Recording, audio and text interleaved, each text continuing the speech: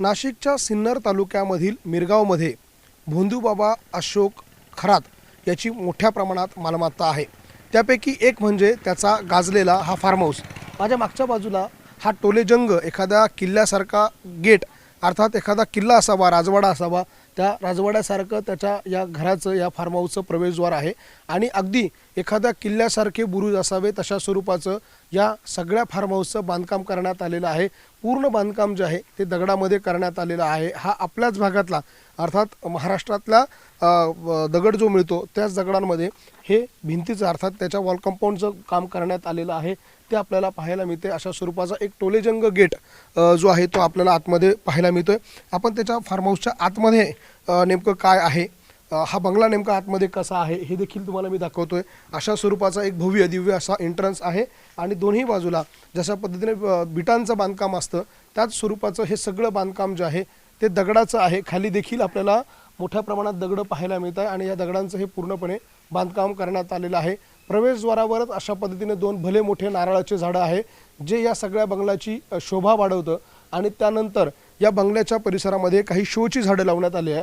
मात्र इकडे आपल्याला एक आंब्याचं झाड दिसते आणि एका रांगेमध्ये लावण्यात आलेली ही नारळाची झाडं जी आहे ती देखील आपल्याला पाहायला मिळतात। एकदम आलिशान आणि टोलेजंग असा हा बंगला आपल्याला दृश्यांमध्ये पाहायला मिळते। जवळपास 3 ते 4 मजल्यांचं बांधकाम जे आहे ते या बंगल्याचं करण्यात आलेलं आहे। त्याची ही सगळी दृश्य आहे। सध्या या सगळ्या बंगल्याचा ताबा एसआयटीच्या अधिकाऱ्यांनी घेतलेला आहे। काही वेळापूर्वी एसआयटीचे अधिकारी या ठिकाणी आलेले होते। त्यांनी या सगळ्या बंगल्याची चौकशी तपास जो आहे तो केलेला आहे। समोर अशा पद्धतीने मोठी जागा लॉन्ससाठी करण्यात आलेली आहे। काही कर्मचारी इथे काम करणारे 1-2 कर्मचारी सध्या इथे आहे।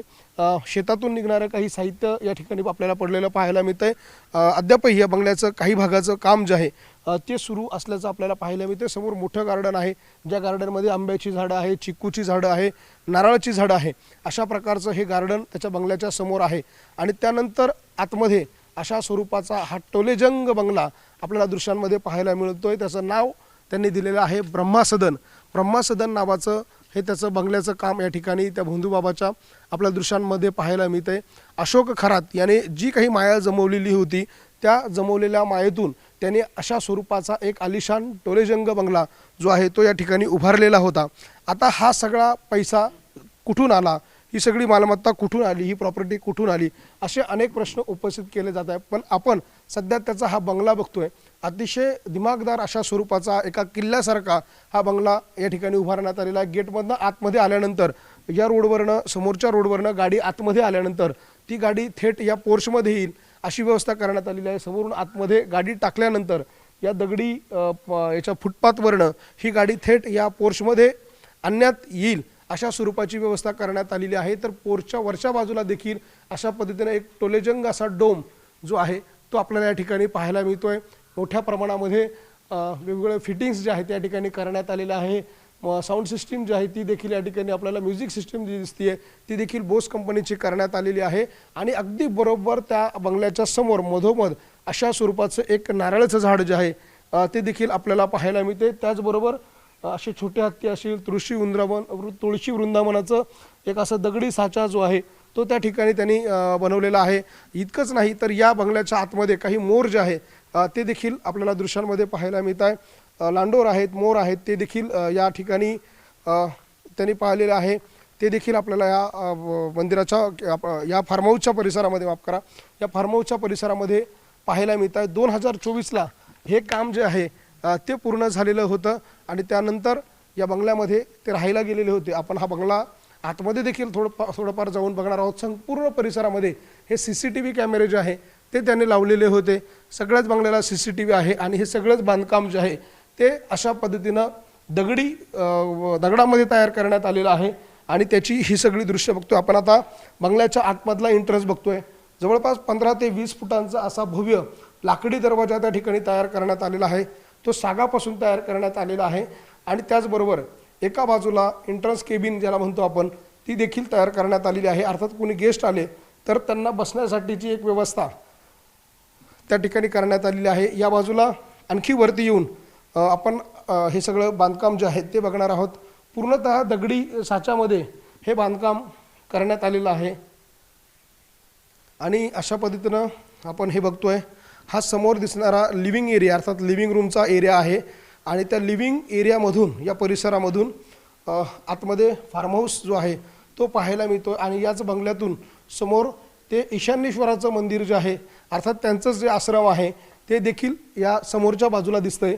ही सगळी आंब्याची झाडं आहे, जवळपास 5 ते 10 एकरची ही सगळी मालमत्ता, ही सगळी प्रॉपर्टी या परिसरामध्ये आहे। जवळपास 7-8 एकर आंब्याची बाग आहे, 1 एकरच्या जवळपास त्यांनी नारळाची झाडं लावलेली आहे, तर उर्वरित 1-2 एकरमध्ये त्या ठिकाणी ते ईशान्येश्वराचं मंदिर जे आपल्याला दृश्यांमध्ये दिसतंय ते ईशान्येश्वराचं मंदिर या फार्म हाऊसमधून अगदी स्पष्टपणे दिसतंय। ते देखील पूर्णतः दगडी साच्यामध्ये तयार करण्यात आलेलं आहे आणि आजही काही भक्त जे आहेत ते त्यांना वेगवेगळ्या राज्यामधून भेटण्यासाठी येतात। त्यापैकी एक भक्त जे आहे ते पंजाबचे आहे, ते देखील त्यांच्या भेटीसाठी आलेले होते। आप कहाँ से आए होते हो, कहाँ से आए हो और क्या मालूम है आपको इसके बारे में? अभी कुछ नहीं दादा, हम तो पंजाब से आए थे मिलने के लिए, इधर दर्शन करने के लिए, खाली इधर रुके हुए हैं अभी। हाँ नहीं, हम तो इधर रुके हुए हैं अभी। हाँ। जब अभी देखेंगे, अभी 2-3 महीने के लिए रुकना था, कभी नहीं मिले। अभी क्या मालूम क्या जिस चल दिन रहा है। आए थे उस दिन किससे बात हुई, किससे मुला, उस दिन कौन कौन मिले आपको? कोई नहीं, इधर तो ये इनसे बात करके आए थे, हम लोग इधर रुके थे, तो वो बोले अभी रुको, इधर संडे को आएंगे। तो संडे को आए थे, वो मंदिर में थे, तो मंदिर उनके के साथ फिर कौन कौन था उस दिन? मालूम नहीं अभी, हम तो अभी बाहर से आए, बहुत लोग थे, बहुत भीड़ थी। आपने बोला ना वो बॉम्बे के कलेक्टर। बॉम्बे बोल रहे थे कि अभी वो गांव के लोग ही बॉम्बे के कलेक्टर थे, क्या मालूम अभी कौन था, अभी उनका नाम नहीं मालूम किसी का भी, क्या मालूम। सो वो आप लोग क्यों आए थे मगर इधर?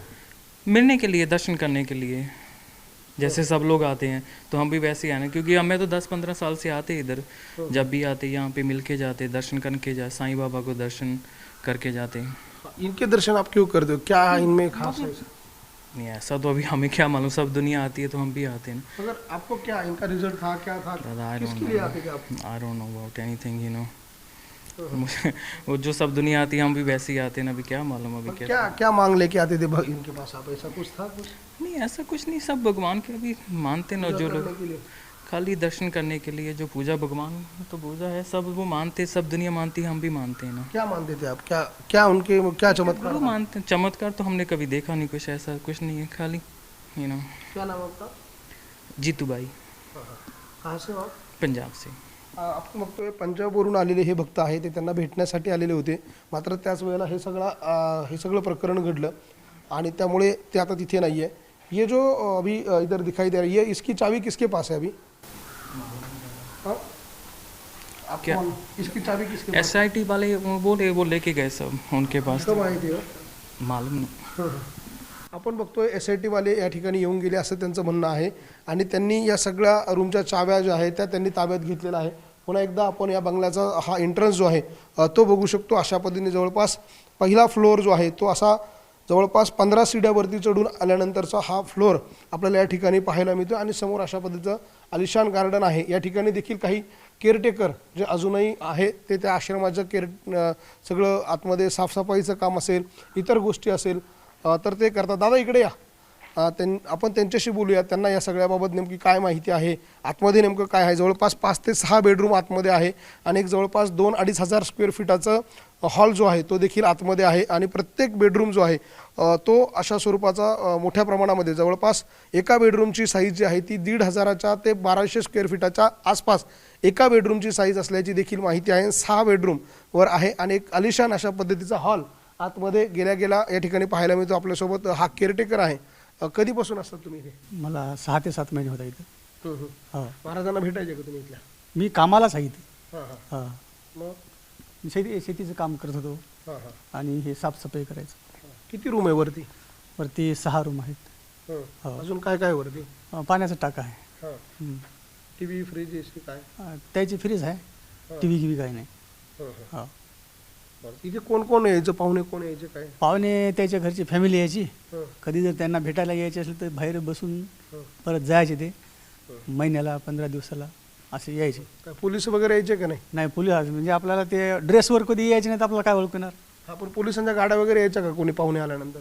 नाही, काही मंत्री वगैरे कोणी? मंत्री मी आल्यापासून नाही आली इथं कोणी, कारण मला 6-7 महिने होत आहे, मंत्री कोणी नाही आली। हा, काही दिव्याच्या गाड्या वगैरे, सायरनच्या गाड्या? नाही, सायरनची आतापर्यंत एक बी नाही गाडी आली। हा, ते किती वेळ असायचे इथे? एक एक दिवस मुक्काम करायचे. हं. रविवारी आले तर रविवारी रात्री यायचे, सोमवारी निघून जायचे दर्शन करून मंदिरावर थांबायचे. हप्त्यातून किती दिवस थांबायचे इथे? त्यांचं कसं ते आता 8 दिवस, आज जर आले रविवारी तर 15 दिवसाला यायचे, कधी महिन्याला यायचे असे. हां, मग इतर वेळेला ते मग त्याचे तिकडे, आपल्याला तेवढं काही माहीत नाही. हां, असं. तुमचं काय नाव? माझं नाव बालाजी आहे.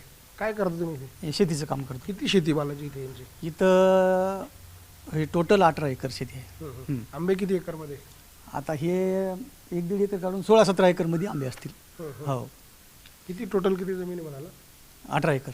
18 एकर. हो, आणि तू काय काय सांभाळतो त्याच्यामधलं? मी आंब्याची बाग सांभाळतो आणि हे साफसफाई करणं, पाणी अजून देणं. काय आंबे सोडून काय काय? आंबे हे नारळ, हे चिकू बिकू, बाकी दुसरं काही नाही.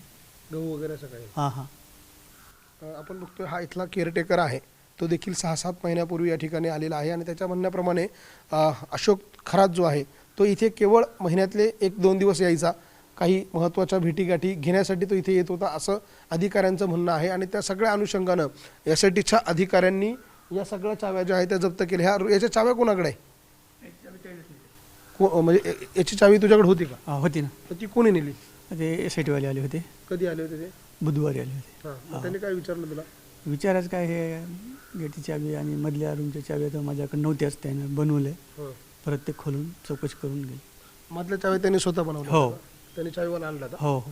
त्यांनी खोलून काय काय तपासलं पण मग? त्यांना खोललं आणि त्याच्यामध्ये फक्त सरच्या कॅबिन रूममध्ये एक रिव्हॉल्वर सापडली आणि शेतीचे कागदपत्र, बाकी याच्या व्यतिरिक्त काही नाही. साहेबांची केबिन कुठे येते? वर येते, सेंटरमध्ये. वरती? सेंटरमध्ये येते. काही याला भुयार वगैरे का आतमध्ये? काहीच नाही. हं? हां, हे याच्या लेवलवर खाली काहीच नाही. काही भुयार वगैरे नाही, आतमध्ये? भुयार नाही. नाही. नाही कधी बघण्यात आलं का असं काही? नाही, पूर्ण हिंडून पाहिलो मी, भुयार नाही. आपण बघतोय हा केअरटेकर आहे या बंगल्याचा. आणि अशोक खरात याचा बंगला कसा आहे हे देखील आपण बघितलं. अतिशय टोलेजंग अशा स्वरूपाचा त्याचा बंगला आहे. आणि या बंगल्यामध्ये जवळपास 6 बेडरूम आहे आणि एक जवळपास 1,500-2 हजार स्क्वेअर फीटाचा हॉल आहे. त्यानंतर वेटिंग रूम आहे, एक VIP केबिन आहे ज्यामध्ये काही वेटिंगला पाहुणे आलेले असतील किंवा VIP आली असेल तर त्यांच्या बसण्यासाठीची एक स्वतंत्र केबिन आहे. आणि त्याचबरोबर काही बैठका, मीटिंग जर करायची असेल तर त्यासाठीची एक स्वतंत्र केबिन आहे. अशा प्रकारची माहिती आहे. वरती पाण्याची टाकी आहे. आतमध्ये अद्यापर्यंत कुठलाही TV वगैरे नाही आहे, मात्र फ्रीज असतील किंवा जे बेडरूममधलं लागणारं साहित्य आहे ते त्या ठिकाणी आहे. अशा प्रकारची माहिती त्या केअरटेकरकडनं मिळते. मात्र सध्या या सगळ्या बंगल्याचा ताबा SITने घेतलेला आहे. अर्थात SITने हे सगळे रूम जे आहेत त्याचे लॉक केलेले आहे. हा जो मेन डोअर आहे त्याची चावी देखील SITच्या पथकाकडे आहे. आणि वरती असले जे 5-6 बेडरूम आहे त्याच्या चाव्या त्यांच्याकडे नव्हत्या, मात्र त्यांनी एका चावीवाल्याकडनं त्या सगळ्या चाव्या बनवून घेतल्या. ते रूम खोलले, त्याची झाडाझडती घेतली. त्या रूममध्ये रिव्हॉल्वर आणि काही कागदपत्र त्यांना आढळून आले, ते त्यांनी जप्त केलेलं आहे. आणि अशा स्वरूपाचा हा आलिशान फार्म हाऊस, आलिशान बंगला या अशोक थोरातचा आपण पाहिला. आतमध्ये देखील अशा स्वरूपाचा आलिशानपणा या बंगल्याच्या आतमध्ये आहे. त्यामुळे या सगळ्या चौकशीच्या केंद्रभागी असलेला हा जो बंगला आहे ब्रह्मा सदन नावाचा, हा या सगळ्या प्रकरणातला एक केंद्र बिंदू आहे. त्यामुळे या सगळ्या बंगल्याच्या आतमध्ये काय काय सापडलेलं आहे हे SIT ज्या वेळेला आपला तपास पूर्ण करेल तेव्हाच समजणार आहे. व्हिडिओ जर्नलिस्ट हेमंत बागुलसह लक्ष्मण घाटोळ, न्यूज 18 मराठी, सिन्नर, नाशिक.